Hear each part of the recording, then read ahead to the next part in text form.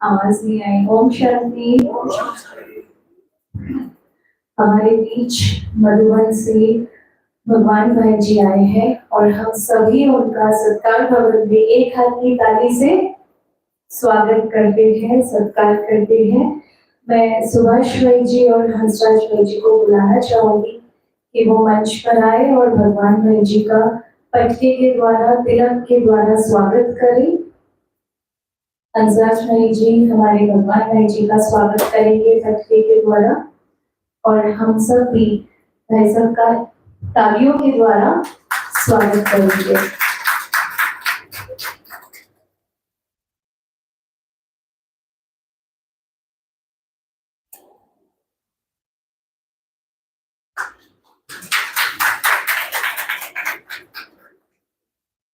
और हमारे सुभाष भाई जी भगवान भाई जी का ग्रीन प्लांट के द्वारा स्वागत करेंगे।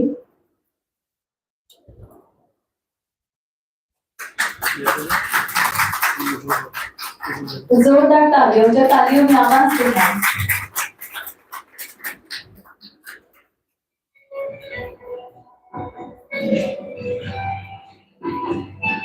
अभी हमें मौका मिला है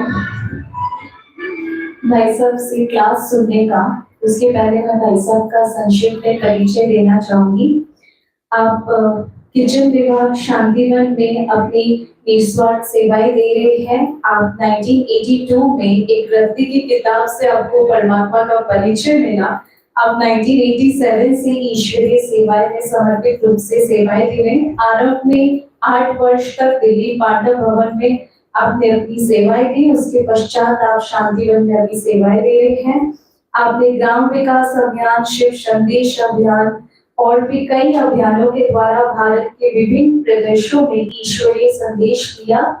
आपने कई ईश्वरीय विश्वविद्यालय के विभिन्न विंग से आप जुड़े हुए हैं। साथ में कई प्रकार की सेवाएं आप विभिन्न विंग्स में करते भी हैं और ऐसे महान विभूति आज हमारे सम्मुख हैं और आपसे आज हमें सुनने का मौका मिल रहा है, तो ये हमारे लिए बहुत सौभाग्य की बात है।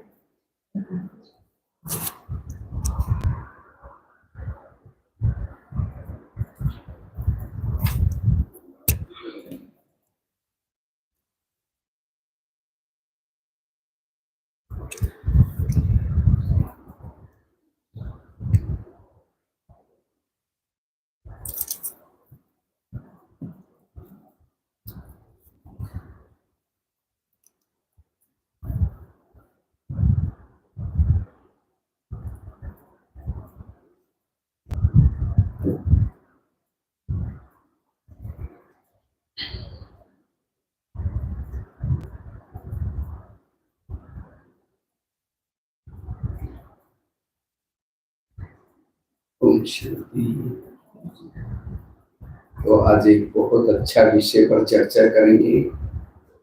वर्तमान समय अपनी स्थिति को समर्थ बनाने के लिए हम सदा समर्थ, पॉजिटिव कैसे बने। सकारात्मक विचारों का वर्तमान समय महत्व है।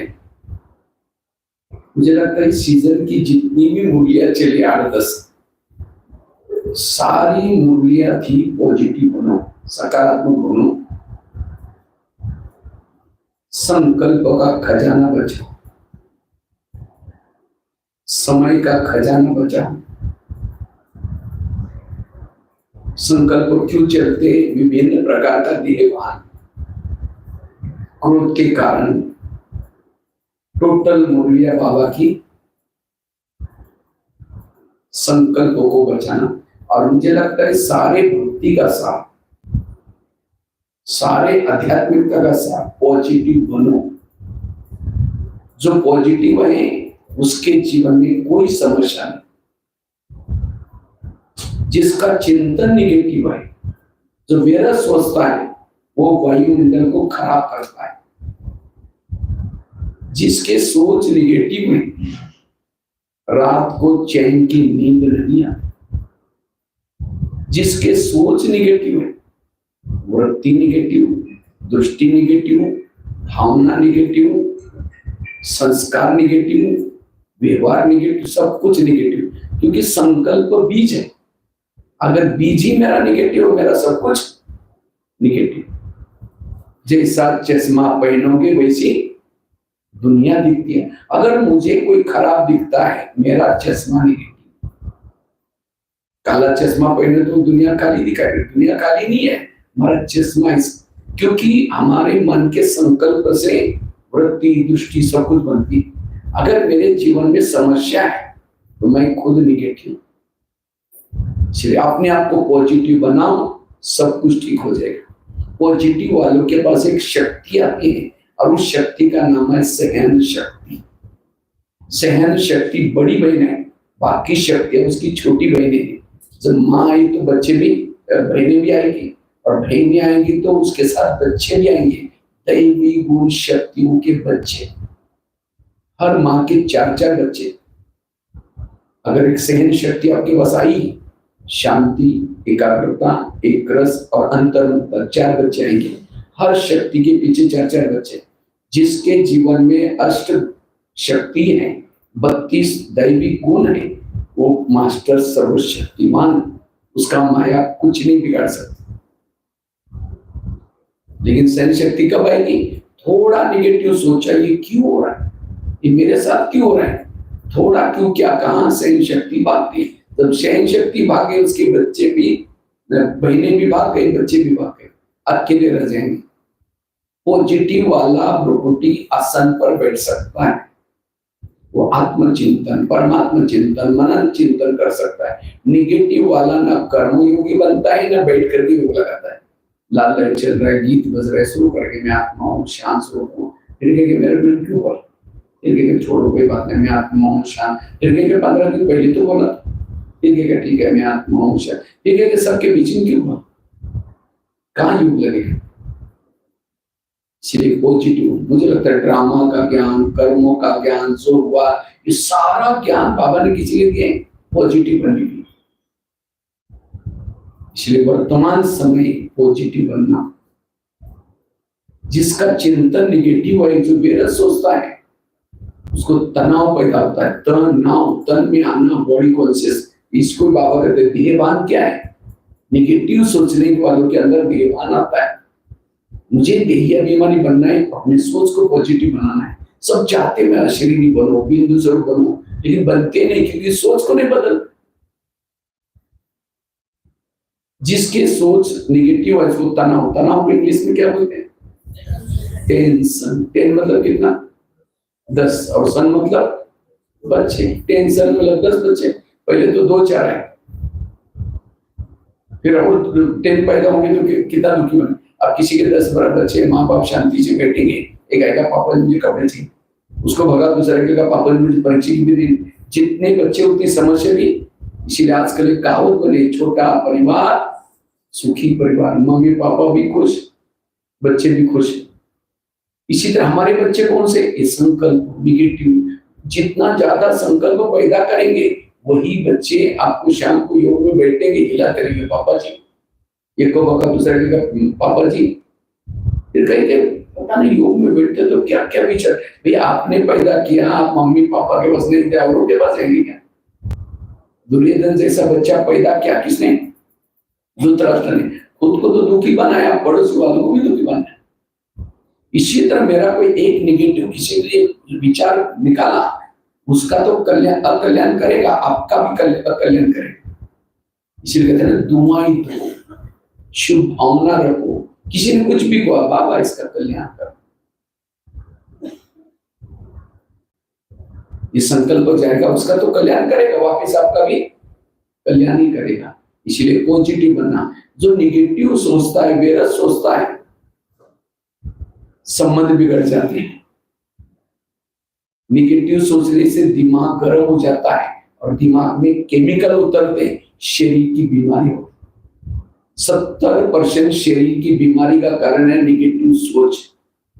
और भी कोई दूसरे कारण भी हो सकते हैं। 30% मम्मी पापा अगर शुगर पेशेंट है उसको भी होगा। बाकी 70% अगर बीमारी हो रहे हैं, आपके सोच निगेटिव है। सोच को बदलो, बीमारी ठीक हो जाएगी। इसलिए कहते हैं ना, जिसका पाँव गरम, पेट नरम, दिमाग ठंडा, उस घर में कोई डॉक्टर है उसको मार दो डंडा। पाँव को कैसे रखो? गरम, पेट को नरम, दिमाग को ठंडा। लेकिन आजकल उल्टा होता है, पाँव रहते ठंडे और दिमाग रहते गर्म।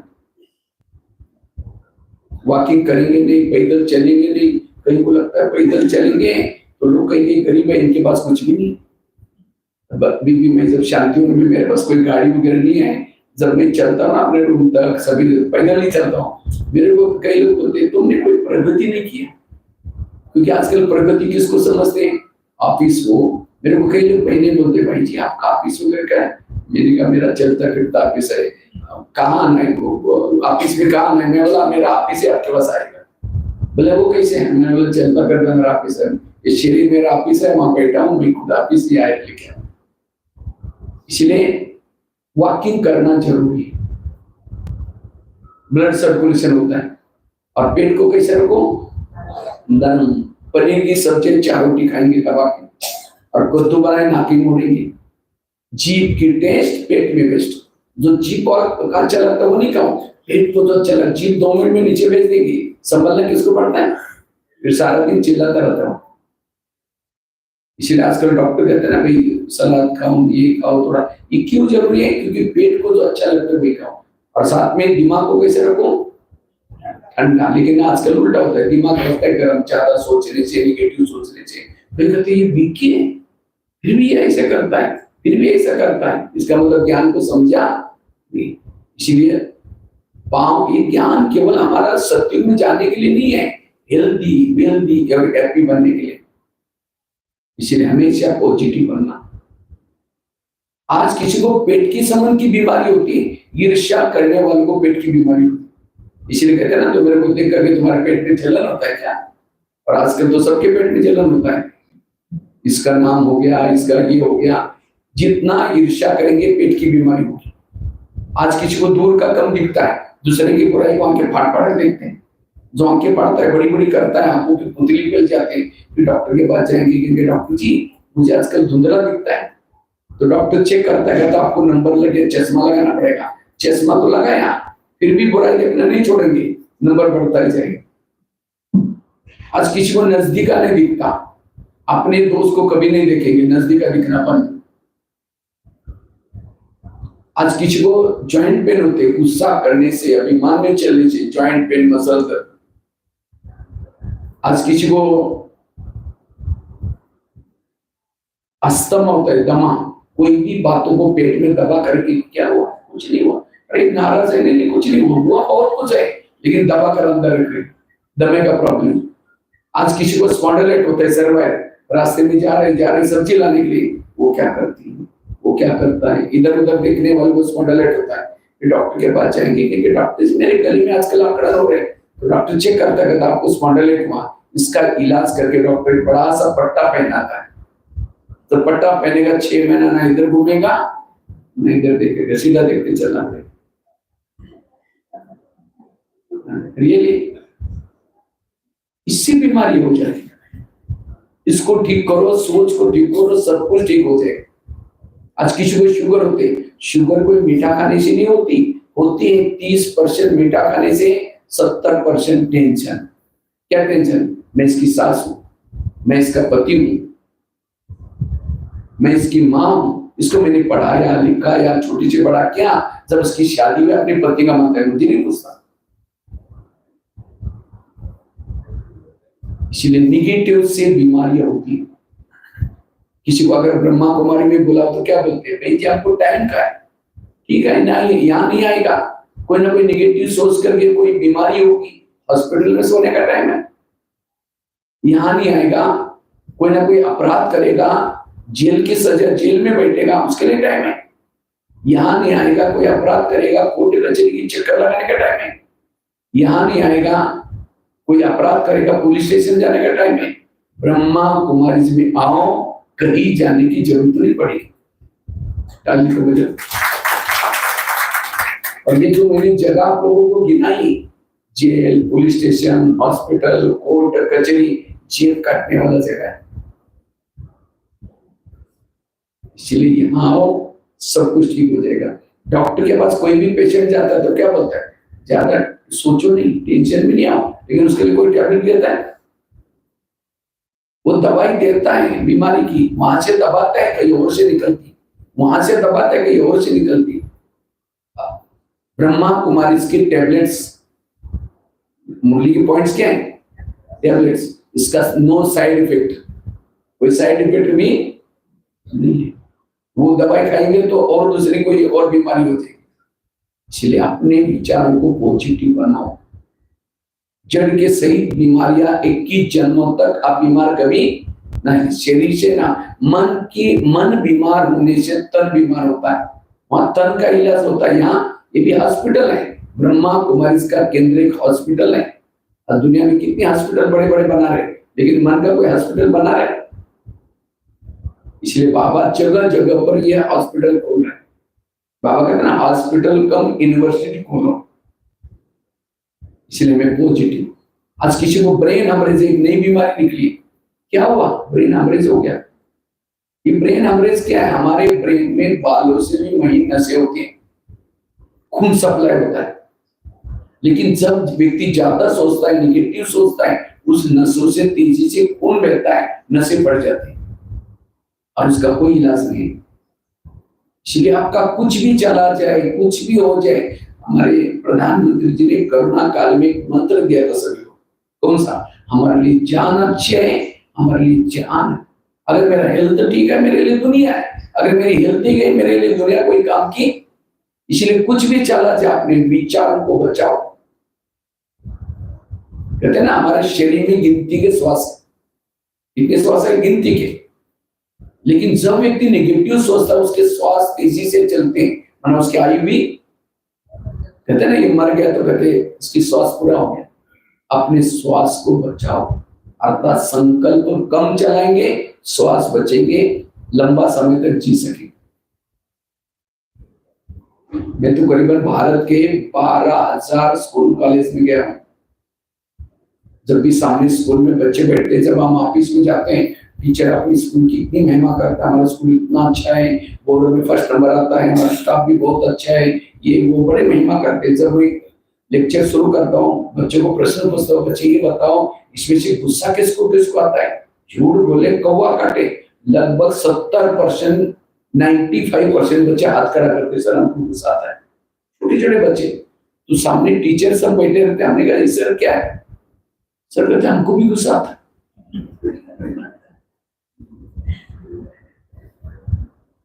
आज कोई सुसाइड कर रहा है, नेगेटिव का कारण है। कोई नशा करता है, नेगेटिव कारण है।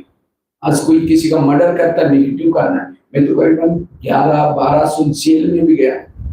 जब जेल में जब जाता हूँ, जेल के बाहर एक बोर्ड लगा रहता है, इस जेल में जो बंदी है, काम विकार के वश कितने होकर क्या है, क्रोध वाले यहाँ कितने हैं, लोभ लालच वाले कितने हैं, नशे वाले कितने हैं, निर्दोष कितने हैं, सब लिस्ट होते हैं। और उन सबसे ज्यादा होते हैं क्रोध वाले। और क्रोध का कारण क्या है? निगेटिव।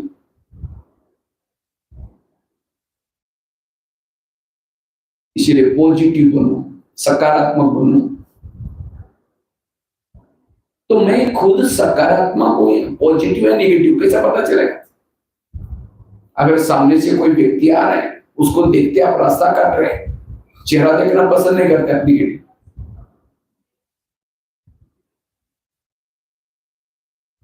अगर आपके कोई पति की महिमा करता रहे, तुम्हारा पति तो बड़ा अच्छा है, तेरे को क्या पता वो क्या है? मैं जानती हूँ, तुमने तो दूर से देखा है, मैं पूरा लाइफ उसके साथ ही रहती हूँ। अगर मेरे जगह पर कोई और होती तो कभी भाग जाती। कभी कभी कोई माता तंग होकर के बोलती, निगेटिव है। अगर कोई सास की महिमा करता रहे, तुम्हारे सास तो बड़ी देवी है, अरे वो क्या है बुढ़िया, मैं जानती हूँ, निगेटिव है। अगर एक व्यक्ति के प्रति भी आप निगेटिव है, आपके दिल में बाबा नहीं बैठ सकते। निगेटिव वाला दुखी है, पॉजिटिव वाला सुखी। दुख और सुख की परिभाषा सिंपल। इसलिए पॉजिटिव बनो। आजकल डॉक्टर के पास कोई भी पेशेंट जाता है, डॉक्टर क्या करते हैं? ज्यादा सोचो नहीं, टेंशन में नहीं आ, खुश रहो। लेकिन लोग खुश होने के लिए क्या करते हैं? लाफिंग क्लब में जाते सवेरे सवेरे और हाथ ऊपर करके बगीचे में हाँ हाँ हाँ हाँ करेंगे। घर में आते ही पत्नी का मुंह देखते, चेहरा डाउन हो गया, खुशी गायब हो गई। इसलिए सदा खुश रहो। आजकल डॉक्टर ये भी कहते हैं कड़वी चीजें खाना पसंद करो, आपकी हेल्थ। कड़वी मतलब करेले, वो करेला, ये वो कड़वी चीजें नहीं, तो उसी का करेला खाना है। किसी ने मेरा अपमान किया, डाइजेस्ट करो, निंदा की, डाइजेस्ट करो, ये है करेले खाना, ये है कड़वी चीजें खाना। अब कहीं तो करेले तो खाते हैं लेकिन कोई बात डाइजेस्ट नहीं होती, क्या फायदा उस करेले खाने में? ये करेले खाओ। इसलिए पॉजिटिव बनो। तो हम पॉजिटिव कैसे बने? ये तो मैंने आपको केवल पॉजिटिव बनना क्यों जरूरी है ये आपको गिनाया, लेकिन बने कैसे? परिस्थितियां विपरीत है, बातें विपरीत है, तो भी हम पॉजिटिव कैसे रहे? उसके लिए 4-5 बातें। सबसे पहले ड्रामा के ऊपर आपका विश्वास है। जिसका ड्रामा के ऊपर विश्वास है वही पॉजिटिव बन सकता है। बाबा कहते हैं स्वयं के ऊपर विश्वास, परिवार के ऊपर विश्वास, बाबा के ऊपर विश्वास, ड्रामा के ऊपर विश्वास। ये विश्वास की कमी नेगेटिव का कारण है। और सबसे इंपॉर्टेंट है ड्रामा के ऊपर विश्वास। तो आप लोगों को अपना अपना ड्रामा पसंद आए? या कहीं कहते क्या बाबा मेरा ड्रामा बनाया, पति भी कीर्तन करता है, सास भी झगड़ा करते, पड़ोस भी झगड़ा करती है, बच्चे भी मानते नहीं, रोज मोबाइल देखते रहते हैं, मेरा शरीर भी हेल्थ ठीक नहीं, इसलिए अगले 5000 साल के बाद जब आप आएंगे मेरा थोड़ा ड्रामा बदल देना। तो किसको किसको ड्रामा बदलना है? क्योंकि बाबा डायरेक्टर है। अगर कोई एक्टर को पसंद नहीं है अपनी एक्टिंग तो डायरेक्टर चेंज भी कर लेता। तो किसको किसको ड्रामा बदलना है? हाथ खड़ा करो।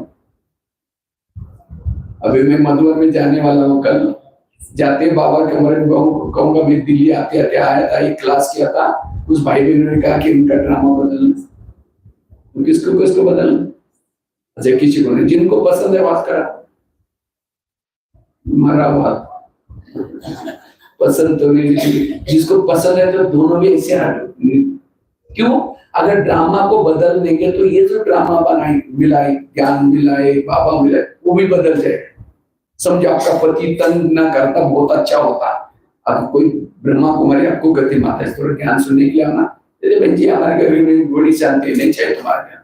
उस पति का धन्यवाद, तंग किया, परेशान किया, इसलिए यहाँ आए, इतना अच्छा ज्ञान मिला। तो जो भी मेरा ड्रामा बना हुआ आज तक का कल्याणकारी था, भले उस समय कड़वी बातें लगती थी लेकिन उसके पीछे आके कल्याण था। ड्रामा एक साइकिल है, साइकिल हमेशा चढ़ती कला की ओर जाता है। उतर भी रहा है तो भी किसी ने चढ़ने के लिए, इसलिए इसमें कुछ भी घाटा नहीं हमारा। किसी ने गाली दी तो भी फायदा है, निंदा की तो भी फायदा है, अम्मान दिया तो भी फायदा, घाटे में हम आई नहीं, क्योंकि चढ़ती कला का सोचने की आवश्यकता है। इसलिए ड्रामा के ऊपर विश्वास। मुझे लगता है मधुबन में लास्ट में मुरलियां चली गुलजार दादी के तन में, लास्ट में 2016 और 17 की मुरली। गुलजार दादी की हेल्थ ठीक नहीं थी तो भी बाबा का प्रोग्राम बना था, बाबा आते थे, दादी वैसे स्टेज में लेके जाते थे। तो कई बार कई भाई बहन कहते थे आजकल बाबा ऐसी मुरली क्यों चल रहे हैं? क्या मुरली चलती थी? वाह ड्रामा, वाह वाह बाबा, वाह बाप के दिल में, बच्चों के दिल में। तो कई भाई बहन कहते आजकल बाबा ऐसी मुरली क्यों चलाते हैं? टोटल ब्रह्मा कुमारी का ज्ञान का सारा हुआ। कोई भी गाली भी दे तो क्या वो वाह ड्रामा, आवाज नहीं आ रहा है, कोई गाली दे आपको क्या बोलेंगे? वाह ड्रामा। कोई झगड़ा करे आपके साथ क्या बोलेंगे? वाह ड्रामा। कोई आपकी निंदा करे क्या बोलेंगे? वाह ड्रामा। कोई माता जी का पति शराब पी करके पिटाई करे क्या बोलना है? अभी तो छिपी हो गए, कहेंगे भाई जी पति शराब पी करके पिटाई करे तो वाह कैसे निकलेगा? तो इसको क्या बोलना है? वाह ड्रामा। क्योंकि उसके लिए पति तो बहुत मिले ना, सतयुग में मिला, त्रेता मिला, द्वापर मिला, अभी भी मिला है। सतयुग का पति तो बड़ा अच्छा था, देवता के रूप में थे, राजकुमार था, राजा था, सोने के महल में रहता था, पुष्प विमान था, कभी झगड़ा नहीं करता था, शराब नहीं पीता था, और यहीं दिल्ली में रहता था, कुंज गली में रहता था। लेकिन क्या उस पति के कारण बाबा मिला? और अभी का पति भले शराबी है, मारता है, पीटता है, झगड़ा करता है, लेकिन उसके कारण कौन मिला है? तो उस माता के लिए वो सती वाला, देवता वाला पति अच्छा है, अभी का अच्छा। और इसी पति के कारण, याद रखना, संगम युग के पति के कारण 21 जन्मों की प्रॉपर्टी सब कुछ मिला हुआ है। ये पति कितना अच्छा है। तो पति से शराब पे कुछ भी, वाह बाबा ऐसा पति मुझे 5000 साल के बाद जरूर देना। हमें कोई ज्ञान में किसी को छोड़ना नहीं है, वही घर में रहो, उसी पति के साथ रहो, उसी बच्चों के साथ रहो, वही पड़ोसी के साथ रहो, लेकिन अपनी सोच को बदलो। नजर बदलो तो नजारे बदल जाएंगे। तो समस्या को बदलने के लिए अपनी सोच को बदलो। इनके कारण मुझे क्या क्या मिला। सतयुग में भी बच्चे थे, कभी मोबाइल नहीं देखते थे, कहना मानते थे, राजकुमार थे, बहुत सुंदर थे, लेकिन उन बच्चों का काम बाबा थोड़ी मिला। और अभी के बच्चे भले सैतान है, कुछ भी करते, उनके काम कौन मिला। अगर वो अच्छे होते, वो प्यार प्यार ये करते, तो आप यहाँ आते नहीं, में लगे रहते। कल्याण है, इसलिए सोचना नहीं, जो है उसमें। सतयुग में भी शरीर मिला था, कंचन काया था, दिखने में सुंदर था, खुशबू आती थी उस शरीर से, लेकिन क्या उस शरीर के आंखों से बाबा को देखा है? क्या उस शरीर के कानों से ईश्वर माँ बाप के सुने? क्या उस शरीर के ऊपर भगवान की नजरें पड़ी है? क्या उस शरीर के हाथ से कर्मणा सेवा की है, ईश्वर सेवा? क्या वो दिल के अंदर बाबा बाबा धड़कने रहती थी? वो शरीर क्या काम का जिसने ईश्वर माँ बाप के ना सुने हो, ना उसके धड़कने रहती हो, ना बाबा की नजरें पड़ी? इसलिए शरीर कैसा भी है वो है। इसी शरीर की जन्म जन्मांतर की पूजा होगी, उसी शरीर के रामायण महाभारत गायन होंगे पांडव देवता के रूप में। इसलिए बाबा कहते बहुत वैल्यूबल हो, इसलिए ड्रामा को पसंद करो। और संगम युग में महान भाग्यशाली कौन है? जिनके जीवन में समस्या ज्यादा, प्रॉब्लम ज्यादा, विघ्न ज्यादा, बड़े भाग्यशाली। कुंती के सामने जब कृष्ण जाता है, कुंती को पूछता है तुमको क्या वरदान चाहिए? सोना चांदी जो भी मांगो, मैं तुम्हारी भक्ति का फल देने के लिए। कुंती कहते मुझे कुछ नहीं चाहिए, मुझे जीवन में समस्या चाहिए। कृष्ण कहते तुम क्या मांग रहे? तथास्तु, तो तुम्हारी जो भी इच्छा करो मुझे। फिर कहा तुमने समस्या क्यों मांगी? कहते समस्या होगी, आप सदा मेरे साथ में रहेंगे और आप मेरे साथ में रहेंगे, यही मेरा सौभाग्य। तो जिनके जीवन में समस्या होगी, कौन याद आएगा? बाबा याद आएगा। और जितना बाबा याद आएगा उतना पद भी। इसलिए बाबा कभी कभी बांदेली माताओं को मुरली में याद करता है। बांदेली माताओं का पद ऊंचा है, क्यों? क्योंकि जब पति तंग करता है, परेशान करता है, उसको कौन याद आता है? बाबा। वो भी दिल से बाबा याद आता है। और जिन माताओं को पति तंग नहीं करता, बड़ा प्यार करता, उनका योग किसे लगाए?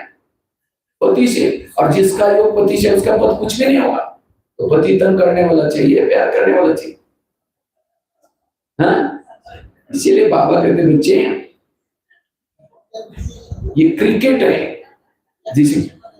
जिसे क्रिकेट में क्या होता है? क्रिकेट तो आता है ना खेलने, भले वो स्थूल क्रिकेट मैंने भी कहीं खेला, लेकिन यहाँ का क्रिकेट खेलना। क्रिकेट में क्या होता है? 3 स्टंप होते हैं।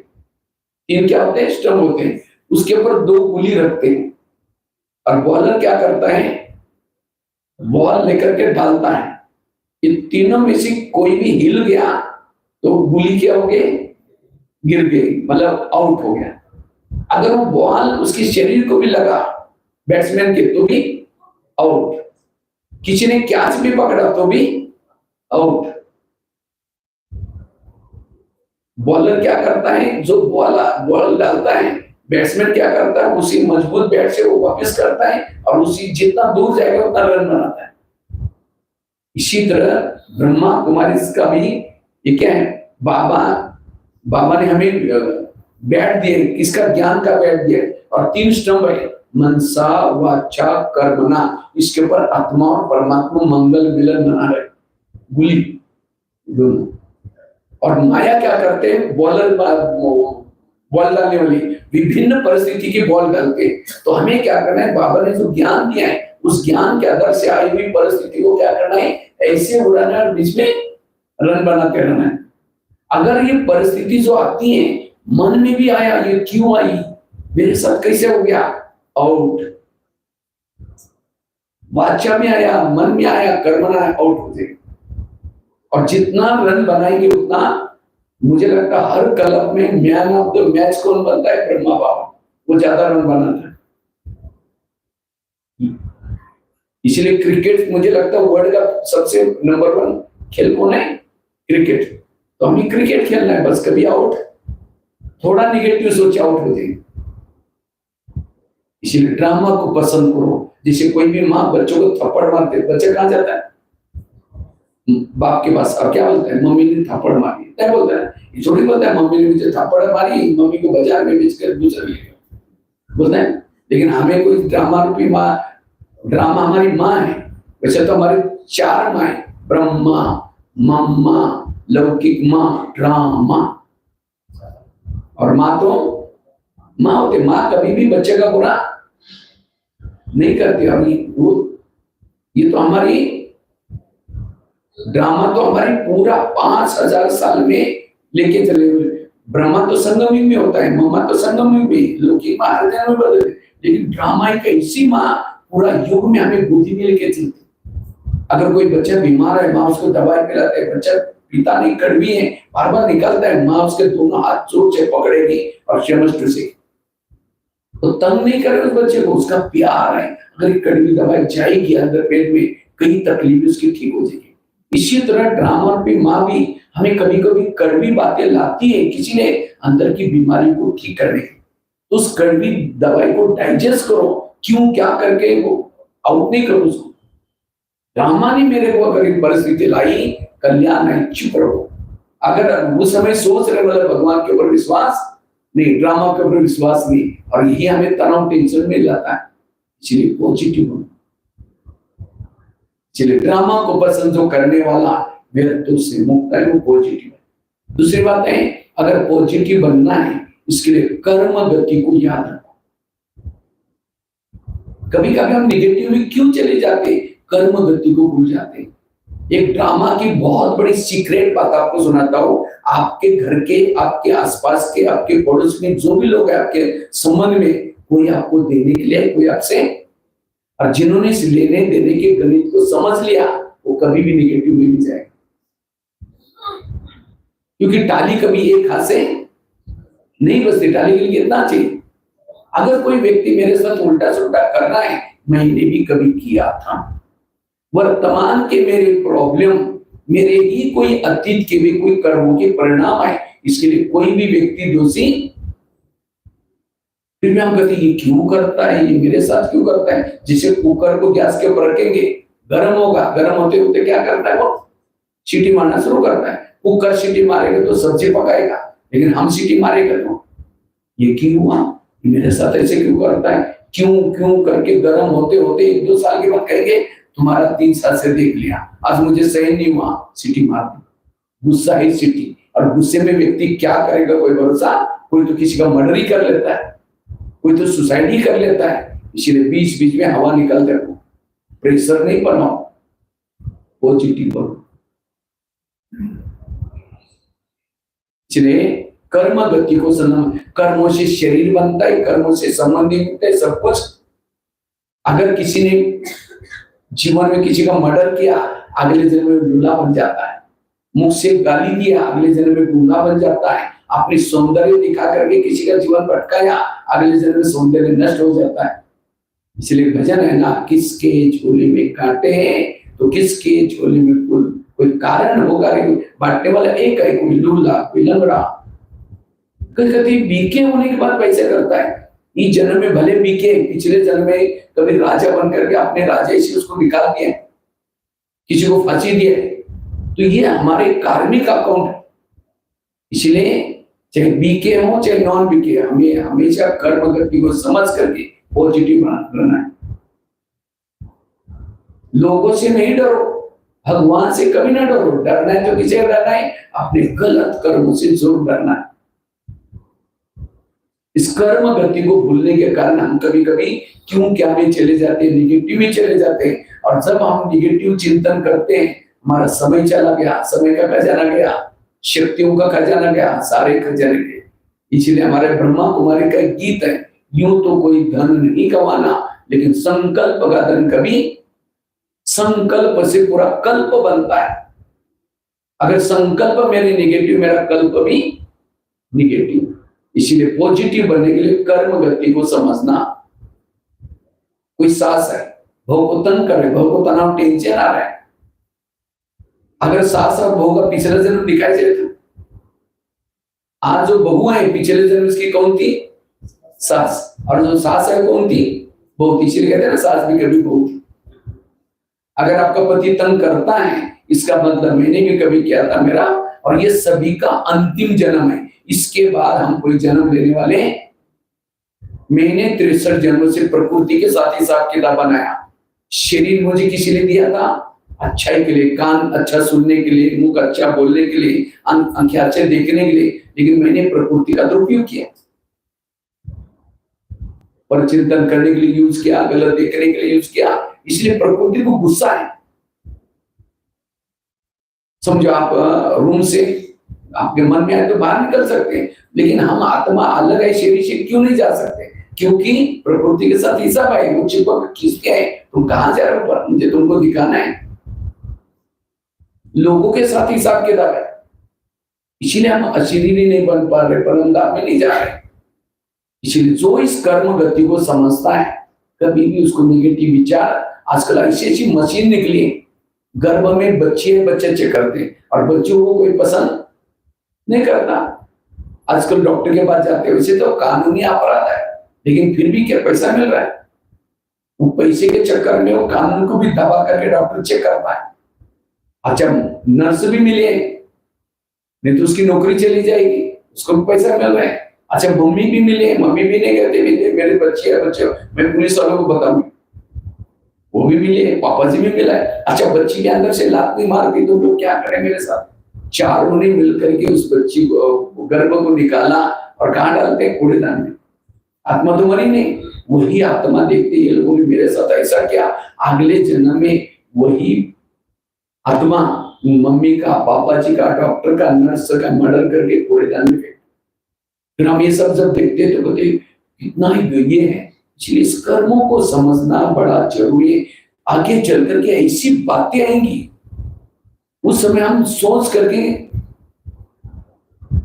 निगेटिव में चले जाएंगे। आज लोगों को डिप्रेशन हो रहा है, तनाव, ये कारण क्या है? निगेटिव कर्मों का ज्ञान है। अभी मैं पता नहीं कहां गया था, सिलीगुड़ी में एक शहर में 55 नशा मुक्ति केंद्र, कारण निगेटिव। इसीलिए पॉजिटिव होना। बाबा कहते हैं आगे चल करके मेरे बच्चों के चेहरे म्यूजियम का काम करेंगे, लेकिन किसके चेहरे? जिसके अंदर पॉजिटिव की, निगेटिव वाला का चेहरा खुश नहीं रहेगा। इसलिए हमेशा पॉजिटिव बनना, इसलिए कर्म गति को समझना। पता नहीं कुछ समय साल पहले मैंने बहुत अच्छे मैगजीन में एक आर्टिकल लिखा था, उसमें सुंदर घटना लिखी थी। एक आगरा में एक पति पत्नी रहते थे, बड़ी गरीब थे, झोपड़पट्टी में रहते थे। उनके पास एक मेहमान आया था। वैसा मेहमान दिल्ली में खरीदारी करने के हिसाब से आया था, लेकिन उसी समय अचानक दिल्ली के स्ट्राइक थी, दुकान सारे बंद थे। वो सोचते सारा दिन बैठे बैठे क्या करूं, चलो मैं आगरा घूम के आता हूँ। गया, सारा दिन आगरा देखा, लेकिन रात को सोने का प्रॉब्लम हो गया। अब जहां भी जाए सब कहते हमारे होटल बुक है, उसको लगता है रात को कहाँ सो जाओ, बैग में करोड़ों रुपए पड़े। अचानक उसको याद है मेरे गरीब पति पत्नी थे, उनके पास जाता हूँ, रिक्शा करके गया तो बड़े खुश हो गए। इतना बड़ा व्यापारी आया, खिलाया पिलाया, चाय पानी दिलाई। सोने से पहले उसने अपनी बैग खोली, कपड़े चेंज कर दी। तो गरीब की पत्नी की नजर गई, अरे इतना पैसा, उसको लगता है 2-4 बंडल मिल जाए, गरीबी दूर हो जाएगी। रात भर नींद नहीं आई, 12 बजे बाहर नहीं पड़ा, एक पत्थर लाया, सीधा उसके सिर पर मार, उसका तो मर्डर हो गया। पति की नींद खुली, पति कहते ये क्या हो गया? कहता हमारी गरीबी दूर हुई। कई बात किसी पुलिस वालों को पता है, कैसे किसी को पता नहीं चले देगा, हम इसको जमुना नदी में डाल देते। रात को 2 बजे उस मुर्दे को बोरे में डाला, जमुना नदी फेंक के वापिस, किसी ने नहीं देखा। उन्होंने उसी पैसे से प्लॉट लिया, मकान बनाया, दुकान खोला, गहने बनाई, गाड़ी खरीदी, गरीबी तो, लेकिन कोई बच्चे नहीं थे, दोनों थे। कुछ साल के बाद एक बच्चा भी पैदा हुआ, एक ही था, खिलाया पिलाया, कलेक्टर बनना जितना पढ़ाया, लेकिन अचानक उस बच्चे को टाइफाइड हो गया।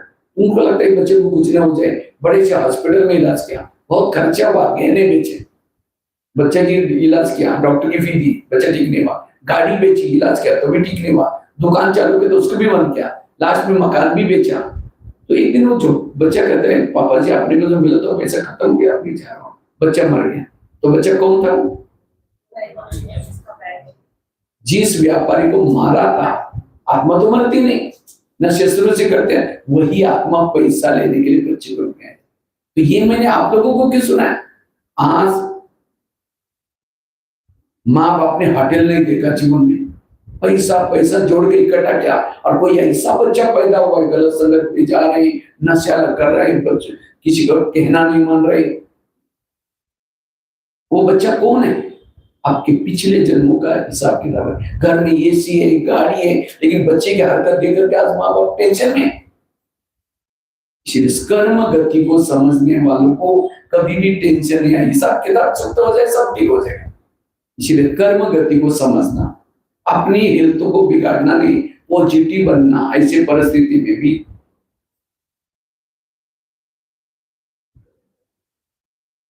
कोई कोई किसी को मम्मी पापा का तो ऐसा बच्चा पैदा हुआ बचपन से ही लुल्ला लंगड़ा, क्योंकि पिछले जन्म में उसकी सेवा ली थी, अब वो आपकी वापिस सेवा लेने के लिए आए, कोई देने के लिए, कोई आपसे। तो जिन्होंने इस कर्म गति को समझा उसको कभी भी निगेटिव विचार नहीं चलेंगे। और जिसके सोच निगेटिव है, योग में निगेटिव सोच वाले के बुद्धि के ऊपर धूल आते हैं, और धूल वाले बुद्धि में जैसे आईने के ऊपर धूल है, आप अपना चेहरा स्पष्ट नहीं देख सकेंगे। इसी तरह अगर निगेटिव सारा दिन सोचे और फिर योग में बैठेंगे, आपके बुद्धि से ना परमधाम दिखता है ना परमात्मा दिखता है। इसीलिए बुद्धि को स्वच्छ रखो। सारा दिन बाबा ने जो मुरली चलाई वही मुरली के चिंतन चलाओ, ज्ञान का चिंतन चलाओ, तब जाकर के योग में हमें परमधाम बाबा दिखाई पड़ेगा, योग युक्त स्थिति रहेगी। इसलिए कर्म गति को समझना, कर्मों का डंडा लगता है, आवाज नहीं आती। तीसरी बात है, पहली बात कौन सी सुनाई? ड्रामा के ऊपर विश्वास रखो। दूसरी बात आई कर्म गति की बात। तीसरी बात है, अगर हमें संकल्प को पॉजिटिव चलाना है, विरतों से बचना है, उसके लिए गीता का, रामायण का, महाभारत का मंत्र याद रखो। जो हुआ अच्छा हुआ, जो हो रहा अच्छा, जो होगा वो भी मेरे जीवन की हर घटना में कल्याण है। अब बच्चे ने गिलास गिराया, गिलास टूट गया, इतना गुस्सा करेंगे तेरे को अक्ल नहीं, तुम कमा के लाओ तो पता चलेगा। गिलास था 10 रुपए का, गुस्सा करेंगे, हार्ट में प्रॉब्लम आएगा, 10 लाख रुपए का ऑपरेशन करना पड़ेगा। गिलास कितना रुपए का था? 10 रुपए का, और गुस्से से 10 लाख रुपए गया। इसीलिए गिलास में टूटा, कोई बात नहीं बेटा, दूसरा नहीं। वो गिलास से भी मत हो कि मेरे एक संकल्प है, उसको वेस्ट नहीं करो। इसलिए जो हुआ अच्छा, एक रामायण की घटना सुनाता हूँ। राम राजा बनने वाला था, लेकिन रात में आकर के मंत्रा ने कई कई तो तेरे उल्टी बातें सुने। तुम्हारा बेटा भी तो है, तुम अपने बेटे को छोड़ करके राम को राजा बना रहे, और ये बातें सुन करके राम को राजा बनाने की वजह कहाँ भेजा? 14 वर्ष वनवा में भेजा, सीता गई, लक्ष्मण गया, तीनों भी घर से चले गए। वियोग के कारण दशरथ ने प्राण त्यागा, खाने का प्रॉब्लम, सोने का प्रॉब्लम, घास पे सोए, इसके कारण हुआ, इसके कारण मंत्रा के कारण। तो मंत्रा को जो भी देखेगा उसकी भावना अच्छी चली, पूरी चली। मैं खुद जब रामायण देखता था, मंत्रा काला सा ड्रेस पहन करके डंडा लेके स्क्रीन में आती, मैं कहता इस बुढ़िया को मुझे नहीं देखना, मुझे मंत्रा का पाठ बिल्कुल अच्छा नहीं लगता था। लेकिन एक दिन जब मैंने सोचा, पता चला मंत्रा का राम के साथ जो किया वो अच्छा किया। अगर रात में ना आती, राम क्या बन जाता? राजा। राजा बनता तो जंगल में नहीं जाता, जंगल में नहीं जाता सीता की चोरी ना होती, अगर सीता की चोरी ना होती रावण को न मारता, रावण को ना मारता, राम की महिमा कोई नहीं करता। राम की महिमा किसके कारण? मंत्रा के कारण। इसी तरह हर एक के घर में, ऑफिस में, आसपास में भगवान ने 2 मंत्रा रखी, लेकिन आज हमारी परेशानी वही मंत्र है। वो हंसती है, लगता मुझे देख के जरूर हंस रही, वो किसी से बात भी करते लगता है मेरी बात में, हम कहते वो चले जाए, मैं बड़ी सुखी रह सकती। अगर राम के जीवन में मंत्रा ना आती, ना हनुमान मिलता, ना ये सब किसके कारण मिला? आज हमें बाबा मिला, देवी परिवार मिला, दीदी दादी मिली, इसके कारण? आज तक की मंत्राओं के कारण। अगर वो हमारे जीवन में ना आते तो हमारे जीवन में ऐसा ना होता। इसलिए बाबा कहते हैं आज तक के मंत्रों ने आपका कल्याण किया है, तो अभी भी जो मंत्र है उनसे भी आपका क्या होने वाला है?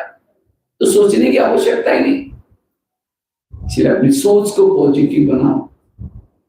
राम जब वनवास से आता है, सभी स्वागत करने के लिए आए थे, लेकिन मंत्रों कह के आई नहीं। राम ने सबको पूछा, मंत्रों कह के कहाँ आई नहीं, दिखाई नहीं पड़ती। वहां कहा कि वो तो आई नहीं। तो राम ने सबको छोड़ करके उनके पास गया, कहा कि माँ आप मेरा स्वागत करने के लिए क्यों नहीं आए? कहा कि बेटा हम कैसे आए, हमने तो तेरी चुगली लगाई थी। राम क्या कहता है, नहीं माँ, मैं आपके कारण पुरुषोत्तम राम बन के आया हूँ, विजय राम बन के आया आपके कारण। राम ने ये नहीं कहा कि तुम तो बुढ़िया है ना, तुमने मेरे चूल्हे 2 थप्पड़ नहीं लगाए। लेकिन आज हमारे कोई बुराई करता है, 15 दिन उसे बात नहीं, ऐसे मौके मिल जाएंगे। ओम शांति में नहीं बोले, निंदक ने राखी अंगन कुटी चवाए। जो निंदा करता है वो मेरा सच्चा मित्र है, मेरे जीवन में विघ्न डालता है वो सच्चा मेरा मित्र है। विघ्नों से हमारा भला है, इसलिए जो हुआ अच्छा हुआ, जो होगा अच्छा, जो होने वाला भी, सारी गीता का सार ये, इसलिए पॉजिटिव बोलूं।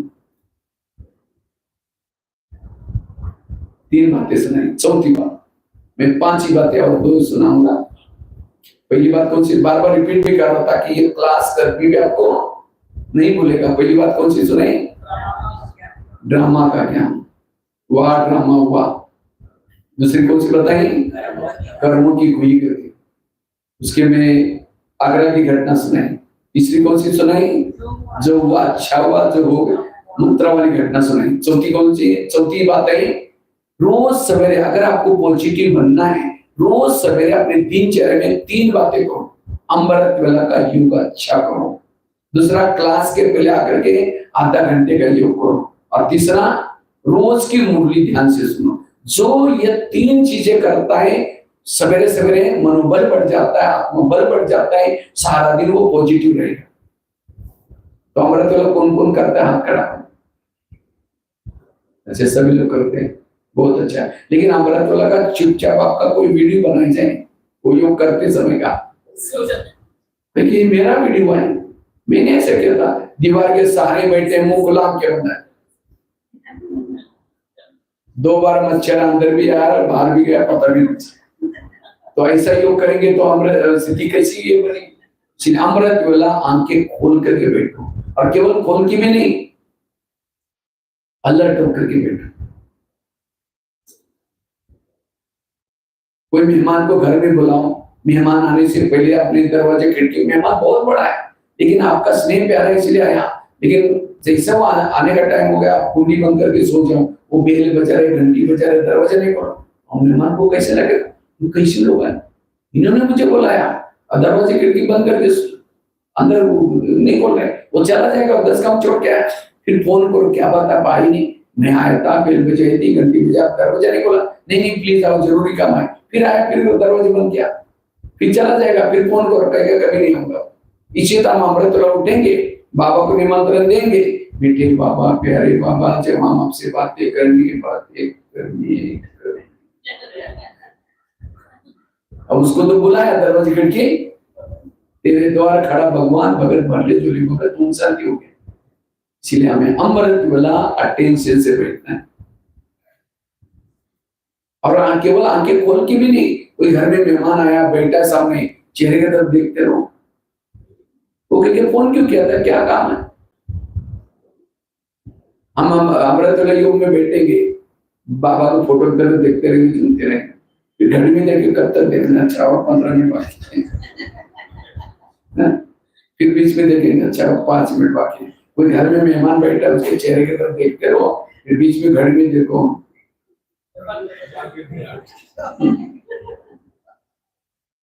इसलिए योग करते समय बाबा से बातें करो, प्राप्तियों को याद करो, उपकार को याद करो, क्या से क्या बना उसको याद करो। कई तो क्या करते हैं, मैं आत्मा हूं, शांत स्वरूप शक्ति सरब चारे चांद सूरज तारानगर के पार। अब तारानगर के पार जाकर कोई झुटका लगा के नीचे एंटीमीट हो जाएगी। एक कुमारी ने क्वेश्चन पूछा, कहते भाई साहब मैं अमृत वेला उठती हूँ लेकिन परम धाम में नहीं जाती हूँ। हमने कहा क्यों? कहते उसी समय हमारे घर के ऊपर बहुत अंधेरा होता है, इसलिए परम धाम नहीं जाती हूँ। एक कुमार कहते भाई साहब मैं अमृत वेला उठता ही नहीं। हमने कहा क्यों? कहते नींद ही नहीं खुलती। हमने कहा अलार्म लगा करो। कहते 5 लगा होता हूँ लेकिन सुनाई नहीं पड़ता। हमने कहा क्यों? कहते सोने के लिए परम धाम में जाता हूँ और अलार्म तो धरती पर बजता है। ये तो कैसे कैसे क्वेश्चन पूछते हैं। हमने कहा परम धाम में धाम तो बहुत है, निद्रा लोग, स्वप्न लोग, कई लोग हैं। इसलिए अमृत बाबा कहते हैं मैं रोज तुम्हारे घर में आता हूँ। तो बाबा आपके घर में आता है, दिखाई पड़ता है आपको? बाबा को देखने के लिए रोज में बैठने की जरूरत है। कोई शराबी शराब पी करके गटर में पड़ा है, कोई आकर के कहता है 10 रुपए ले लो, घर में जगह सो जाओ। वो क्या करता है? मेरा राजा मुझे कुछ नहीं चाहिए। गटर में गिरा है, लेकिन आपने हमको क्या समझता है? नशे में। इसी तरह अमृत वाला बाबा वरदानों का झोला लेके आता है हर एक के पास, उससे बच्चे कुछ चाहिए, लेकिन हम झूम रहे हैं, कुछ नहीं चाहिए राजा। अमृत वाला का आपका जब देखे हैं कोई तो दिन में झूमना शुरू होते हैं, तो अमृत वाला पता नहीं क्या बन गया। इसलिए अलर्ट होकर के बैठो, एक्टिव होकर के बैठो। और जो अमृत वाला अच्छा करता है, आत्मिक स्थिति बन जाती है। जिसकी आत्मिक स्थिति है, कभी संकल्प विकल्प नहीं चलेगी। दूसरा, क्लास के पहले, क्लास यहाँ कितना बजे चलती है? सवेरे वाली, सवेरे की, और शाम वाला भी। कोई भी क्लास, चलो शाम वाले भी करो या सवेरे, क्लास के पूर्व आधे घंटे का मेडिटेशन जरूरी। बिना मेडिटेशन वो क्लास कोई काम का नहीं है। खेती में बीज बोते हैं, तो बीज डालने से पहले क्या करते हैं? उसको हल चला करके तैयार करते हैं, बाद में डालते हैं। इसी तरह ज्ञान का बीज दिमाग में डालना है, उसके पूर्व आधा घंटे का योग जरूरी। बिना योग करके सुनने मुरली तो मुश्किल से 20-25 मिनट लगता है। मेरे को कई बार महीने जब सेंटर पर मुरली देते ना, तो मैं तो मुरली के अलावा एक शब्द भी अपना मिक्स नहीं करता हूँ। कई कई तो क्या होता है, मुरली सुनाते समय मुरली में बोला है या खुद बोल रहे, पता ही नहीं चलता है। एक्सप्लेन करने की भी कोई जरूरत नहीं। दादी जानकी जी क्या करती थी? मुरली से पहले खुद जो भी बोलना है बोलती थी, मुरली में बीच में कभी नहीं बोलती। अगर बोलना है तो कहती मैं एक बात बोलूं, परमिशन लेकर के भी बोलती, नहीं तो मुरली। इसलिए वो वही टाइम निकाल करके आप योग करो। अच्छा है, आधा घंटे का योग, क्योंकि संगठन का योग हमको कब मिलता है? कब मिलता है? जो मॉर्निंग का या जो संगठन की क्लास का है। लेकिन उस समय अगर आएंगे ना, बहाना बनाते नहीं, ये वो, हमें रोज क्या करना है? क्लास के पहले आधा घंटे का योग करना है। और जो क्लास के पहले योग करता है, मुरली का आनंद आएगा। आप ये नियम बना दो। मैं कोई पता नहीं गुजरात या कोई जगह पर गया था, उनका 6:30 से 6:30 योग है, और 6:30 से 7:30 क्लास चलती है। जैसा मैं गया था, क्लास में फुल लोग। तो मैंने कहा भाई जी मैं आने वाला था। नहीं भाई साहब, हमारा तो 6 बजे के बाद हम हॉल का दरवाजा लॉक करते, बंद करते हैं अंदर से, उसके बाद कोई नहीं आएगा। जो आएगा अलग से बाहर एक रूम है, उसके अंदर माइक रखा हुआ है, वहीं सुन के वहां जाएगा। जो योग नहीं करता, क्लास में बैठने की परमिशन नहीं। प्रिंस प्रिंसेस का कॉलेज है। मैं अपने स्कूल में देखता था, हमारा प्रिंसिपल 15 मिनट की प्रेयर रहती थी। जैसी प्रेयर की घंटी में स्कूल का गेट बंद, जो भी टीचर हो या स्टूडेंट बाहर खड़े रहते थे। जब प्रेयर पूरी हो गई, सब चले गए, टीचर वो प्रिंसिपल खुद जाता था गेट खोलने के लिए, और जाकर के पूछता था क्या बात है, क्यों लेता है। किसी का कुछ कारण है, सुन लेता था। नहीं कारण है, इतनी पिटाई करता था वो बच्चा दोबारा कभी स्कूल क्योंकि प्रेयर मिस नहीं करता था। तो हमारे भी प्रिंसिपल 7 बजे बाहर खड़ा रहता है। कोई पायजामा पहन रहा है, कोई रिक्शा पर ढूंढ रहा है, कोई दौड़ रहा है, कोई सब देखता है, नोट करता है। ये सब धर्मराजपुरी में दिखाएगा, देखो आप कितने बजे लेगा। अभी तो पिटाई नहीं हुई, अभी तो प्यार। इसलिए अटेंशन से पढ़ाई पढ़ना। क्लास के पहले योग करने से बड़ा आनंद आता है।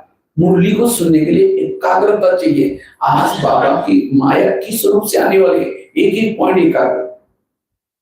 इसलिए क्लास के पहले आप लोग एक रेस लगाता ना, मैं जब दिल्ली पांडव में रहता था, गुलजार दादी वहां रेस करवाती थी। अब ठंडियों में दादी जाती थी मधुबन में बाप दादा मेलन में, तो दादी को पता था कि मैं जाऊंगी तो सब ढीले पड़ेंगे।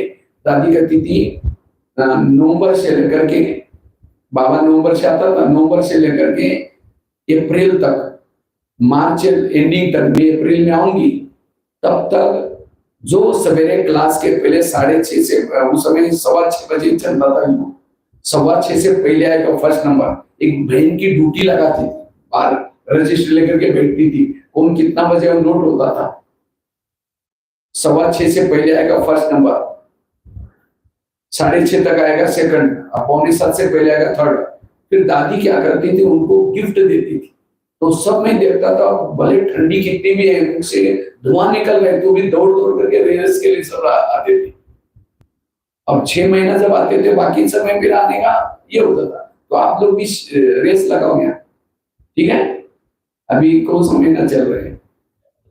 अप्रैल। अभी ये मई से लेकर के दिवाली तक, ठीक है, ये रेस करो। और सब बहने भाई कोई भी सब आकर के यहाँ बैठेंगे बिल्कुल। और ये गेट बंद, जो भी जिसको भी आना है पीछे से आना है, योग में किसी को डिस्टर्ब नहीं बिल्कुल। ये आधा घंटे का योग करो। बाबा कहते हैं सेंटर का वायुमंडल तब पावरफुल होगा जब संगठन में योग करेंगे। और जो योग करेगा आत्मिक स्थिति बनेगी, मेरा संकल्प नहीं चलेंगे। तीसरा, एक तो बताया अमृत वाला क्लास के पहले योग, और तीसरा मुरली यहाँ सुनना है। आज कईयों को ऑनलाइन में सुनने की माया लगी। जो मुरली ऑनलाइन में सुनेंगे उनकी पूजा भी ऑनलाइन से होती। बाबा को एक बार ब्रह्मा बाबा को दादियों ने पूछा था, बाबा त्रेतायुग वालों के लिए पढ़ाई का प्रबंध आप क्या करेंगे? उसके लिए मधुबन में इतना बड़ा हॉल वगैरह बनाना पड़ेगा, किचन डाइनिंग। बाबा ने कहा कि नहीं बच्चे, त्रेतायुग वालों के लिए पढ़ाई का प्रबंध मैं आगे चल करके करूंगा। आप केवल सत्युग की 9 लाख की संख्या तैयार। उस समय बाबा ने बोला था। और अब बाबा ने क्या किया, peace of mind, TV, Facebook, WhatsApp, ये सब चालू किया। किसके लिए किया?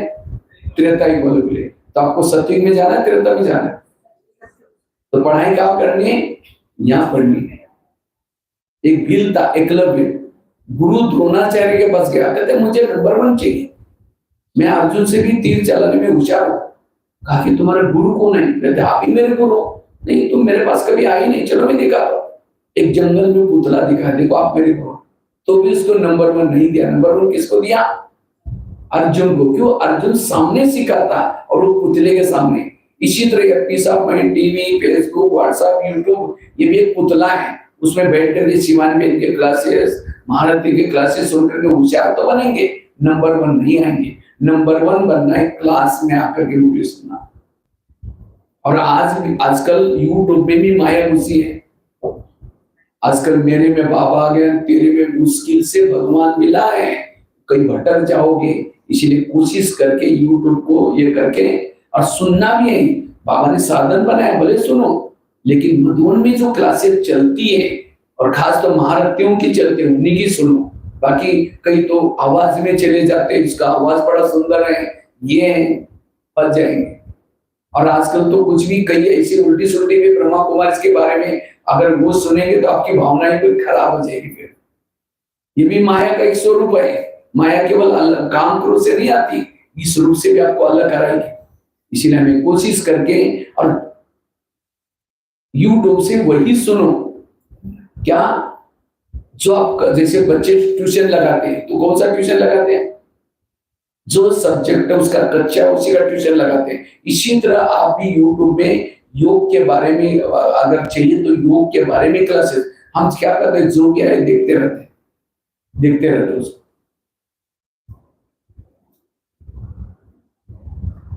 हमारे संस्कार तो खत्म नहीं हुए, संस्कार अंदर है। उस संस्कार को थोड़ा भी यूट्यूब से थोड़ा वायुमंडल मिल जाएगा, पुराने संस्कार जागृत हो जाएंगे। इसलिए हमें रोज यहाँ आकर के मुरली सुननी है, आपकी हाजिरी लग जाएगी ऊपर। अगर यहाँ नहीं सुनेंगे तो एब्सेंट रहेंगे। तो जो ये 3 चीजें करता है सवेरे सवेरे, अमृत वाला अच्छी करता है, क्लास के पहले योग करता है, मुरली सुनता है, उनका मनोबल बढ़ता है, उसके मेरा संकल्प। इतना नहीं, उसको किसी के दोष दिखाई नहीं पड़ेंगे, सब अच्छे दिखाई पड़ेंगे। 1-2 महिलाएं थी, एक महिला रहती थी 2 मंजिल पर, दूसरी रहती थी नीचे के मंजिल में। 2 मंजिल वाली महिला रोज अपने घर की खिड़की से पड़ोसी के छत पर देखती है, तो छत पर वो कपड़े सुखाते हैं, उसके कपड़े देख के पति को बुलाती है, कहती इसको कोई अक्ल नहीं, कितने गंदे कपड़े, कितने मैले कपड़े, जाओ पूछ क्यों। पति कुछ नहीं बोलता, रोज बुला करके कहते जाओ पूछ क्यों। एक दिन जब उसने उसी खिड़की से देखा तो पड़ोसी के कपड़े अच्छे दिखने लगे। फिर पति को बोला, कहते आज इसको कैसे अक्ल आ गई, इतना अच्छा धोला के जाओ पूछ के आओ। पति धीरे से मुस्कुराता और कहता है, आज सवेरे सवेरे मैंने अपने घर की खिड़की के कांच साफ किए, शीशे साफ किए। समझ गए? उनके शीशे गंदे थे इसलिए कपड़े। इसी तरह जिस दिन सेंटर पर नहीं आएंगे, अमृत वाला नहीं करेंगे, क्लास के पहले योग नहीं करेंगे, बोले नहीं सुनेंगे, आपकी बुद्धि रूपी खिड़की गंदी, और उसी गंदी खिड़की से जिसको भी देखेंगे सब गलत नजर आएगा। इसीलिए रोज अपने खिड़की को क्या करो, तो कौन कौन साफ करता है हाथ करा करो। ऐसे ऐसे करें, घर की खिड़की की बात नहीं बोल रहा। अभी मैं पिछले 6 महीना पहले, अभी भी मैं नेपाल गया था, पिछले 6 महीना पहले भी गया था। उस समय एक जगह पर भट्टी थी 3 दिन की, तो वहां मैंने ये खिड़की वाली बात सुनाई। दूसरे दिन 3 दिन की भट्टी थी, तो दूसरे दिन 2-4 माता आई नहीं क्लास में। तीसरे दिन आए, बहनों ने कहा कल क्यों नहीं आए थे? कहा परसों भैया ने कहा ना खिड़कियां साफ करो, कल हम सारा दिन खिड़कियां साफ करने में लगे। मैंने कोई घर की खिड़की नहीं बोली थी। कभी कभी हम ज्ञान को भी क्या करते हैं, उल्टा ले लेते हैं। एक भाई ज्ञान में चलता था, तो एक बार होटल में गया, नया नया था, 5-6 महीने हुआ था, तो 1 किलो समोसा मंगाया। समोसा मंगवा करके मैदे का छिलका फेंकता और मसाला खाता है। तो मैनेजर देखता रहा, कहा कि तुम मैदा पसंद नहीं करते? कहता पसंद तो करता हूँ, लेकिन आजकल मैं ब्रह्मा कुमारी आश्रम में जाता हूँ। उन्होंने कहा कि बाहर का नहीं खाना, इसलिए बाहर का नहीं करते। बाहर का ना खाना मतलब दूसरे का हाथ का ना खाना, इसीलिए होटल पर सीधा बोर्ड लिखा है, होटल हो सके तो यहाँ से टल, बोर्ड कहता हो सके तो चल। इसलिए कभी कभी हम ज्ञान को उल्टा कर लेते हैं। इसलिए रोज अपने खिड़की को क्या करो, भक्ति कोई गलत नहीं, भक्ति को उल्टा किया हुआ है। उपवास करो, कौन सा उपवास? मन बुद्धि से पास रहो भगवान के, लेकिन लोगों ने पेट का उपवास किया। बलि चढ़ाओ, कौन सी? मैं को छोड़ो, लेकिन लोगों ने मैं करने वाली बकरी को बलि चढ़ा। घर का त्याग करो, कौन सा घर? शरीरात्मक घर है, उसको भूल जाओ, लेकिन लोगों ने क्या किया, उस घर जो हम भी वही कर रहे हैं, बलि चढ़ा रहे, उपवास कर रहे, वही, लेकिन समझ करके। कहते घर घर में लक्ष्मी आएगी, लक्ष्मी आने के लिए क्या करते हैं दिल्ली में, क्या करते हैं दिवाली में? एक तो सफाई करते हैं और क्या करते हैं, दिए जलाते हैं। आजकल तो पूरी लाइटिंग भी करते हैं पूरा, किसी ने लक्ष्मी आने के लिए। आई लक्ष्मी, अब आएगी भी कैसी? लक्ष्मी का वाला है उल्लू को लाइटिंग दिखता है। फिर फटाका बजा, उल्लू घबरा करके। अगर लक्ष्मी आना है तो पूरी दिल्ली की दिवाली के दिन अमावस्या होते हैं समय, दिवाली के आना, तो पूरी लाइट बंद करके सारे अपने घर के दरवाजे खोल करके बैठो, हर एक के घर में लक्ष्मी आ जाती। उल्लू लेके आता, लेकिन उस समय फटाका बजाया, लाइटिंग की, और उस समय गवर्नमेंट लाइट भी नहीं काटता। तो कौन सी बात, कौन सा दीपक? आत्मा के दीपक की बात है, वो दीपक नहीं। और ईर्ष्या कर तो कहाँ कुछ किया कुछ। इसीलिए बाबा कहते रोज अपनी खिड़की को क्या करो, साफ करो, व्यर्थों से मुक्त बन जाएंगे। आज से 3 बातों पर अंडरलाइन, और लास्ट की एक बात सुना करके मैं पूरा करता हूँ। अगर हमें पॉजिटिव बनना है, सकारात्मक बनना है, पहली बात कौन सी सुनाई? ड्रामा को, वार ड्रामा हुआ। दूसरी बताई, जो हुआ कर्मों की हुई गति, आगरा का एग्जाम्पल सुना। दूसरी तीसरी कौन सी सुनाई? जो हुआ मंत्र वाली घटना सुनाई। चौथी कौन सी सुनाई? रोज अपने खिड़की को साफ करना, अर्थात अमृतुल्लाह अच्छी करना, क्लास के पहले योग करना। तीसरा मुरली, और लास्ट की बात है निगेटिव को क्या बना दो, बुराई को भी अच्छाई में बदलो। समझो आप आए यहाँ, थोड़ा आज देरी से जाएंगे, घर में जाते ही बोलेगा ओम शांति भी जाते, आज तो कमाल करके शाम को भी जाकर बैठ गए। रोज तो सवेरे जाते थे और घंटों थे वहीं जाकर वहीं खा के आओ। अब यहाँ तो पॉजिटिव बातें सीखे जा रहे, घर में जाते ही सुनते ही तुरंत संकल्प चलना शुरू हो जाएगी। इसलिए पहले से पक्के करके जाओ, अब मैं घर में जाऊंगी, जाती मेरी पूजा होती। अगर कोई देवी की पूजा होती है, देवी क्या करते हैं? तो आपको भी कोई बोलना शुरू करेगा, अभी क्या दो आशीर्वाद वाला हाथ से नहीं दो, तो और चिढ़ जाएंगे, बड़ी देवी बन के शक्ल जाके देख लेने। मन से को भी बाबा इनका कल्याण करना। आज हम कितनी अच्छी बातें, आज मेरा दिमाग ही हल्का हो गया।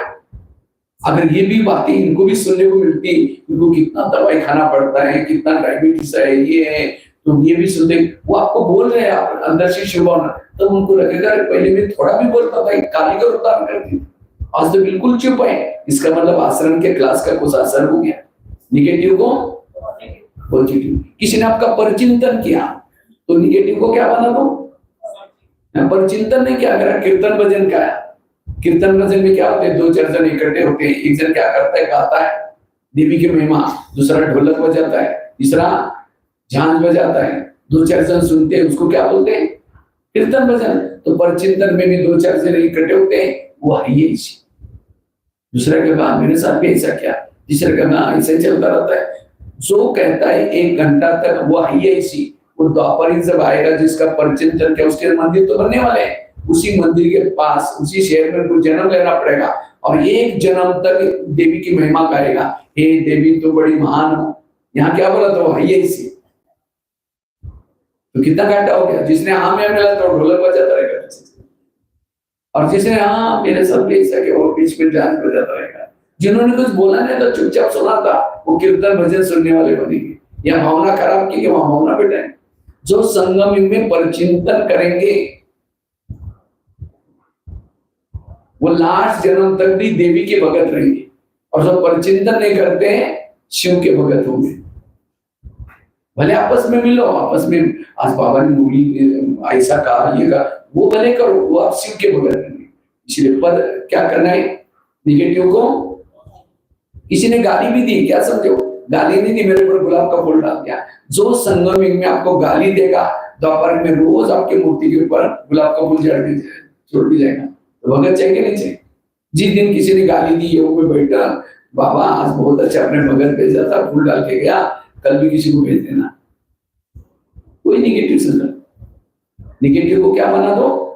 एक महाराष्ट्र में एक संत थे जिनका नाम था तुकाराम महाराज, बड़े भक्ति करते थे, लोगों ने उसको मना किया भक्ति करने के लिए, तभी छोड़ा नहीं। एक दिन सभी लोगों ने पकड़ करके उस संत के गले में सब्जी की माला पहना दी, बैंगन, टमाटर, आलू, मटर, मिर्ची, नींबू, मुंह काला किया, बाल उतार करके उसके ऊपर हल्दी का लेप लगा दिया, गधे पर बिठाया, गली गली भी घुमाया, इत्यादि घर के सामने लाया, पत्नी को बुलाया। जब पत्नी देखती मेरे पति के साथ ऐसी आ रही, ये क्या, सबको गाली देते। जब गाली देते तुकाराम महाराज सब्जी की माला दिखा करके कहते इनको गाली क्यों दे रहे, ये लोगों ने अपने लिए 8 दिन के लिए सब्जी ला कर दी। निगेटिव को क्या बनाया, और कहीं को गाली मत देना। मैंने बहुत दिनों से अपना गांव नहीं देखा था, ये लोगों ने मुझे गली गली का घर घर घुमा के लाया। और कहीं को गाली मत देना, जब मेरी शादी हुई थी बाराती नहीं निकली थी, ये लोगों ने क्या निकाला, मेरी बारात। और उनको गाली मत देना, जब मुझे घुमाने के लिए लेके गए थे, धूप बहुत तेज थी बाहर, और तेज धूप में लोगों ने पाँव में कुछ नहीं पहना था, सबके पाँव में छाले पड़े आए, मुझे कुछ नहीं हुआ, मैं तो आराम से परगदे पर बैठा। और कहीं को गाली मत देना, मेरे सिर में फोड़े हो गए थे उस समय, बहुत दवाई की, ठीक नहीं हुआ। आज ये लोगों ने मेरे बाल उतार करके हल्दी लगा, हल्दी तो एंटीबायोटिक का काम करता है, ठीक हो जाए। बुराई को क्या बनाया, ये है जीवन जीने की कला। परिस्थिति को जो पॉजिटिव बनाता है, हर व्यक्ति के साथ एडजस्ट करके चलेगा, हर रेत में भी पानी निकाल सकता है, ये है कला। इसलिए पॉजिटिव बनना, सकर पॉजिटिव वाला देवता है, निगेटिव वाला असुर राक्षस।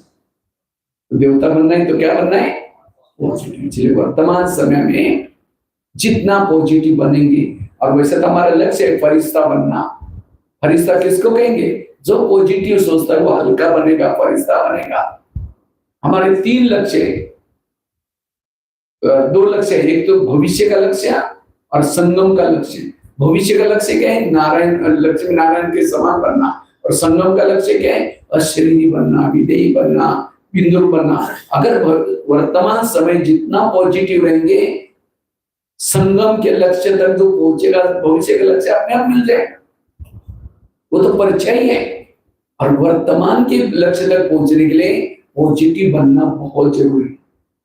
इसलिए पॉजिटिव बनो। ये 5 बातें पक्की। पहली बात बताई, ड्रामा को पक्का करना, वाह ड्रामा वाह। दूसरी बताई, कर्मों की खुली गति। तीसरी बताई, जो हुआ अच्छा हुआ, और उसमें से एग्जाम्पल को याद रखना। चौथी बताई, रोज खिड़की को साफ करना।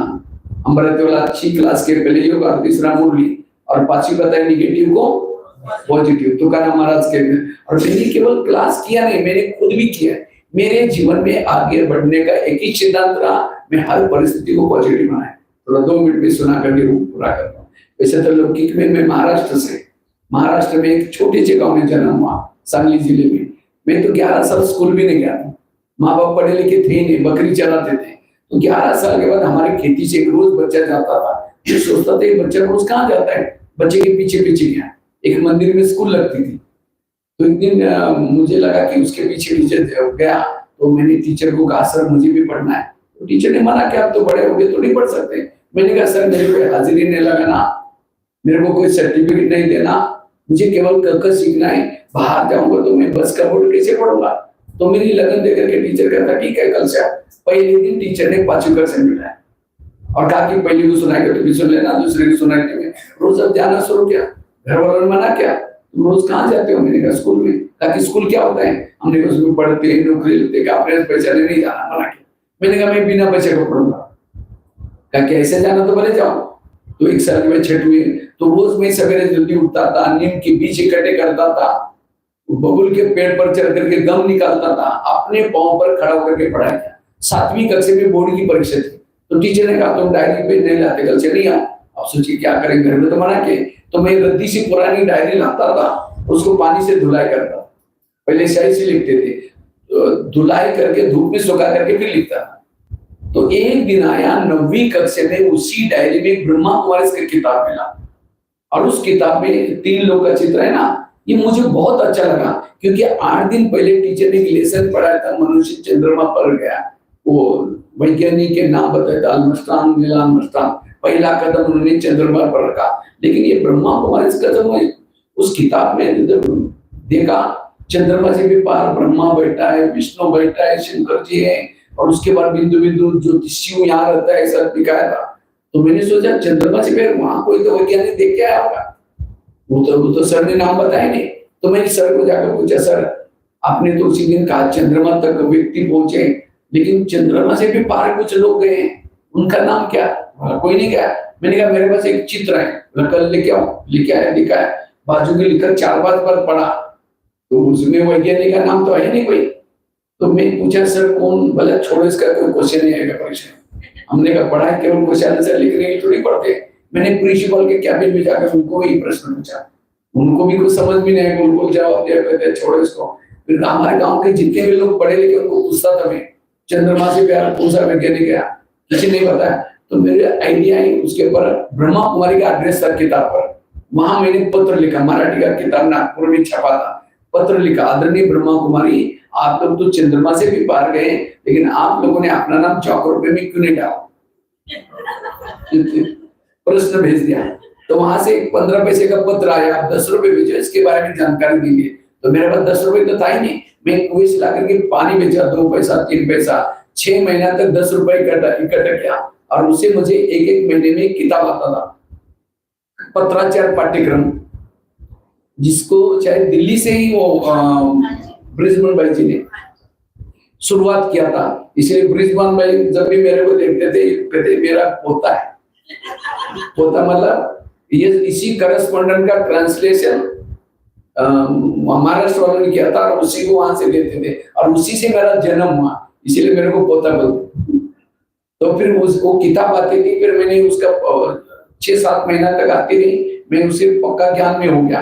माना मुरली ये सेंटर कुछ पता नहीं था। मैं रोज क्या करता था, चित्र को देख करके, सामने चित्र देख करके मैं चांद सूरज तारंग, इतना उससे अनुभव मुझे इतना सुंदर होता था, जैसे वो बाबा मुझे खींचता था।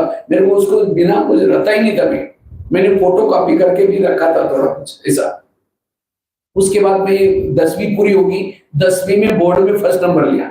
10वीं के बाद ITI का कोर्स करने के लिए बड़े शहर में गए थे, वहीं ब्रह्मा कुमारी की पाठशाला मिली। जिस दिन मैं पहले दिन पाठशाला में पहुंचा था, मुरली चल रही थी, बच्चे तुम आत्मा हो, आत्मा अभिमानी बनो, ये ऐसी पूरी मुरली। तो मुझे लगा यहाँ का मुख्य लेसन आत्मा का। मैं बाहर जाकर के अपने हाथ पर भी लिख करके रखा उसी दिन, मैं आत्मा हूं। तो उसके बाद रोज जब वहां जाता था तो 10-12 लोग आते थे क्लास में। मेरा तो फटा हुआ कुर्ता ऐसा पकड़ करके, वो महाराष्ट्र वाली टोपी पहन करके, खाकी चड्डी पहन करके जाकर बैठता था पीछे से। तो कभी कभी बहनें आती थी, कहते थे बेचारा गरीब बच्चा भी रोज आता है, पता नहीं सत्संग में आएगा नहीं, ये कभी किसी से बात भी नहीं करता, क्योंकि मैं गांव से आता, डरता था कुछ, लेकिन अंदर से बहुत लगन से करता था। और मुझे पता चला ये संस्था चालू होकर के 1937, उस समय शायद मैं जब ज्ञान में आया था तो 48 साल हुआ था संस्था को। तो मैंने सोचा 48 सालों से कितना लोग आगे गए होंगे, मुझे उनके तक जाना है, जो लोग आगे गए उनको। तो मैंने सवेरे भी क्लास करना शुरू किया, शाम को भी क्लास करना शुरू किया। जैसे मैं स्कूल में 5वीं में गया तो भी 10वीं में बोर्ड में फर्स्ट नंबर लिया, क्योंकि वही दिमाग मैंने इधर लगा दिया। तो मैंने सोचा मुझे भी ऐसा करना है। तो 2 बार क्लास करता था। फिर उन्होंने मैगजीन को जो पुराने लोग आए थे, मैं बोला था तुम मैगजीन वगैरह हमको दे दो, पुरानी मूर्तियां, पुरानी मैगजीन पढ़ना शुरू किया। फिर एक दिन बहन जी को कहा, बहन जी मुझे मधुबन में जाना है। बहन जी ने कहा तुम गरीब बच्चा वहां जाकर करोगे क्या, तुम 2 शब्द नहीं बोल सकते थे, कुछ कर्मना सेवा भी नहीं करते। मुझे कुछ आता ही नहीं था, लेकिन अंदर लगन थी, नहीं मुझे करना है। तो फिर मैंने क्या किया, ये दूसरे दिन मुरली चली, बच्चे योग लगाओ, योग से असंभव बातें क्या हो जाएगी। तो मैंने 6 महीना तक रात को 10 बजे से लेकर के 5 बजे तक योग किया, और ड्रामा ऐसा बना मधुबन में पहुंची। तो मधुबन में 2 साल रहे। 2 साल के बाद एक दिन गुलजार दादी मेरे को बुलाया और कहा कि आपको दिल्ली चलना है। दिल्ली नहीं, लेकिन मेरे को 8 दिन के लिए लेके आए। 8 दिन के बजाय 8 साल 10 साल रहा है, 10 साल पांडवन में रहा, लेकिन दिल्ली में बहुत कुछ सीखा। जो भी मैंने आज लिखना सीखा, खाना बनाना सीखा, कई चीजें सीखा।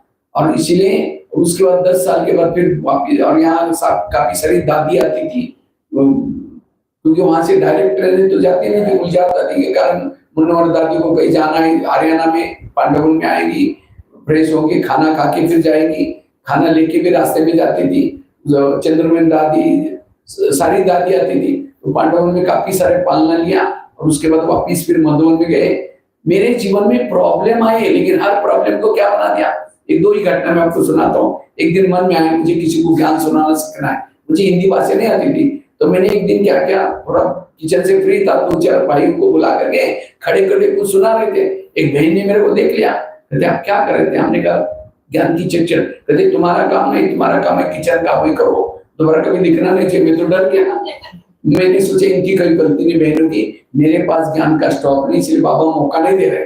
तब से सुनाना छोड़ दिया। और पांडवन के सामने एक बगीचे, तो शाम के समय में क्या करता था, 6:30 से लेकर के 7:30 योग करता था। और थोड़ा सा आधा पौन घंटा तक कुछ गमले पड़े रहते थे, गमलों को ज्ञान, ये माताएं बैठे, कुमार बैठे, ये तो यूथ बैठे, आज बाबा ने मुरली में ऐसा कहा है, कुमारों को ये करना है, ऐसा ऐसा। 10 साल तक मैंने किसी को नहीं सुनाया, 10 साल तक गमलों को ज्ञान सुनाने की प्रैक्टिस की।